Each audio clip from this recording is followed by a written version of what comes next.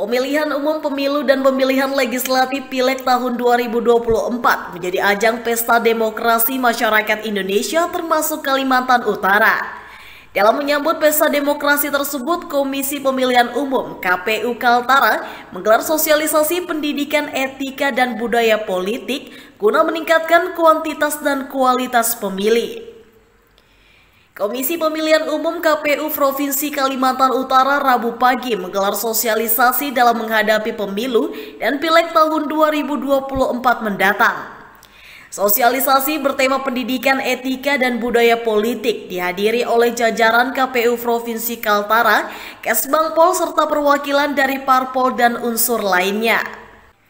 Ketua KPU Provinsi Kaltara Suryanata Al-Islami menjelaskan, sosialisasi seperti ini penting dilakukan mengingat sebagai lembaga yang berhubungan langsung dengan penyelenggaraan pemilu dan pileg diwajibkan untuk dapat memberikan arahan atau bimbingan kepada masyarakat mengenai pentingnya memilih.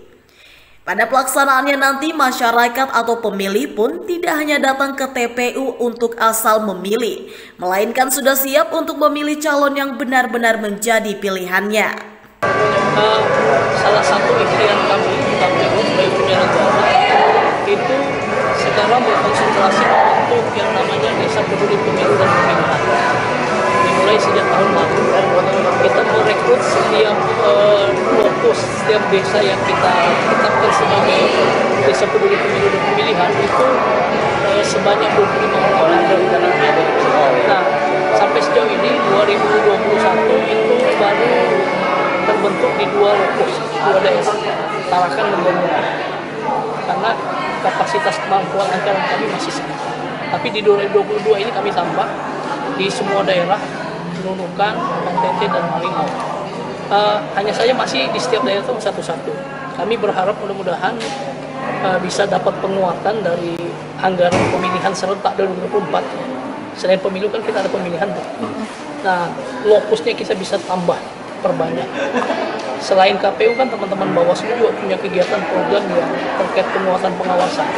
Kami berharap sinergitas di penyelenggara itu juga bisa dibantu jajaran Kesbangpol mulai provinsi, kabupaten, kota juga menguatkan sosialisasi secara masif.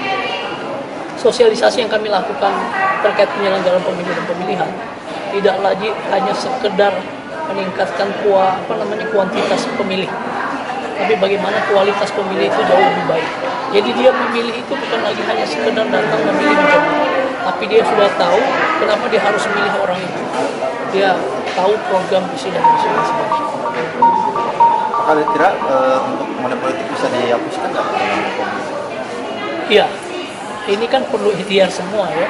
Kalau bicara menghapuskan, ya bukan hanya KPU tadi.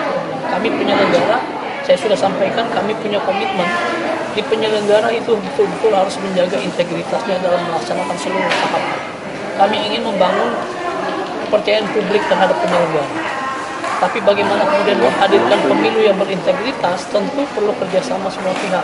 Yang di dalamnya itu kan ada peserta pemilu, partai politik, ada pemerintah, ada jajaran TNI, Polri, dan sebagainya. Nah, maksimal ikhtiar yang sudah dilakukan teman-teman Bawaslu kan perlu didukung. Kan ada dua pola itu dalam proses penanganan money politik. Ada temuan teman-teman Bawaslu, tapi ada juga laporan dari masyarakat. Banyak laporan yang diterima oleh teman-teman Bawaslu dari masyarakat, tapi tidak didukung oleh fakta-fakta yang bisa memperkuat untuk memproses lebih lanjut. Nah, secara undang-undang mungkin bisa lebih diperkuat peran Bawaslu dalam melakukan eksekusi terhadap pelaku money politik itu sendiri. Diharapkan dengan sosialisasi tersebut nantinya akan mampu meningkatkan kuantitas dan kualitas pemilih dalam memilih calonnya. Tim Liputan, TVku. Kamu Pak bisa kami sampaikan.